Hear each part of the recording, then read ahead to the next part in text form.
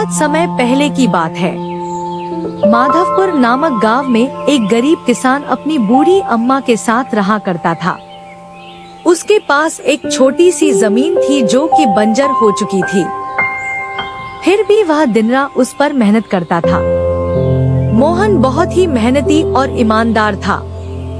वह एक आत्मविश्वास से भरा हुआ व्यक्ति था जिसे ना हालातों से डर लगता था ना ही लोगों की बातों से। हर दिन सूरज उगने से पहले ही वह उसी आत्मविश्वास के साथ उठता और अपने खेत की ओर बढ़ता जहां सिर्फ बंजर जमीन थी, लेकिन उसके सपनों की हरियाली छिपी हुई थी। उसे यकीन था कि एक दिन उसकी मिट्टी उसे जरूर जवाब देगी, सोने जैसी फसल बनकर।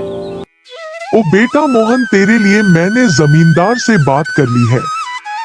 वो तुझे अपने पास काम पर रख लेंगे। तू भी जाकर उनसे एक बार बात कर ले बेटा। अब हमारे बस की बात नहीं रही। कम से कम वहां रहकर तू अपना गुजारा तो कर पाएगा। मुझे तेरा बहुत ख्याल है मोहन, इसलिए यह कदम उठाया। जाकर बात कर ले, सब ठीक हो जाएगा।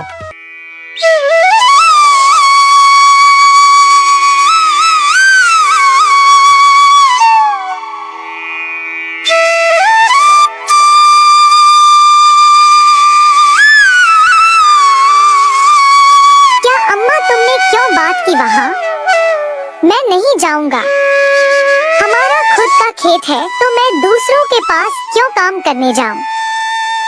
मैं गरीब सही मगर खुददार हूँ। मैं अपनी मिट्टी में पला हूँ, उसी में पसीना बहाऊंगा। चाहे जितनी भी मुश्किल हो अम्मा, मैं अपनी ही जमीन पर मेहनत करूंगा। किसी और की नौकरी नहीं करूंगा।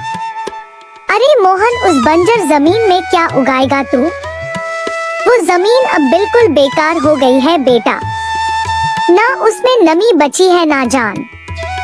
तू अपनी जिंदगी यूं ही जाया कर देगा। उस जमीन को संवारते संवारते मैं जानती हूँ तेरा हौसला बड़ा है, पर बेटा हौसले से पेट नहीं भरता। तू मेरी बात मान ले। वो जमींदार कम से कम तुझे रोज की रोटी तो देगा। अपनी जिद छोड़ दे बेटा। तू थक जाएगा पर वो जमीन कुछ नहीं देगी तुझे। अरे अम्मा, तुम बेकार में ही इतनी परेशान हो रही हो।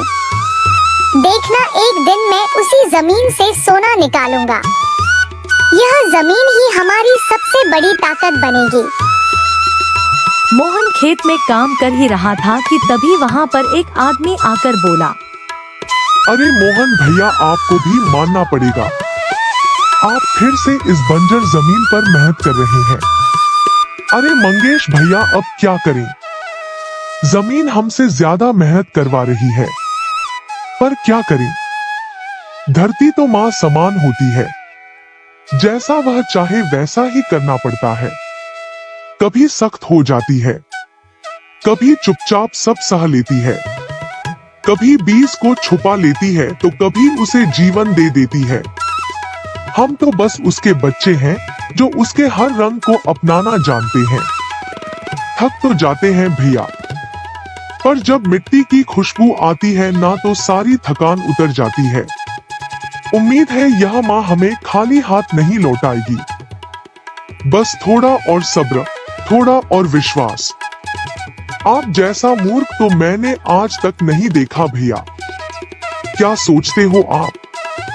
दुनिया कहां से कहां पहुंच गई और आप अब भी उसी बंजर जमीन से उम्मीद लगाए बैठे हैं।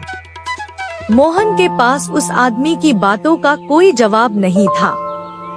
वह वहां से अपने घर चला जाता है।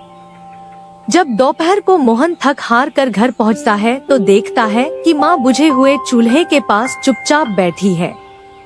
क्या हुआ अम्मा? तुम ऐसे क्यों बैठी हो? खाना क्यों नहीं बनाया? क्या बात है?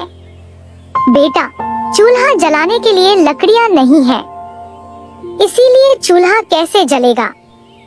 बस इतनी सी बात है अम्मा। मैं अभी जाकर ले आता हूँ लकड़ियाँ।